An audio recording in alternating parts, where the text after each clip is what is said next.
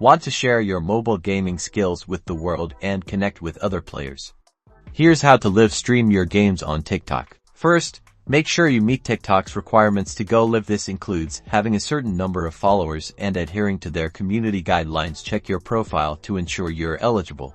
Open the TikTok app, tap the plus button, then swipe through the options at the bottom until you see live. Now, customize your stream, give it a captivating title, and add relevant hashtags like hashtag TikTok Gaming and the name of your game to attract viewers. Select your game category if available. Enhance the visuals with filters or text overlays. Don't forget to also make sure your microphone and camera that is associated with your phone are set up. Tap Go Live and grant TikTok permission to access your camera and microphone. Your screen will start displaying your gameplay live. Start playing your game.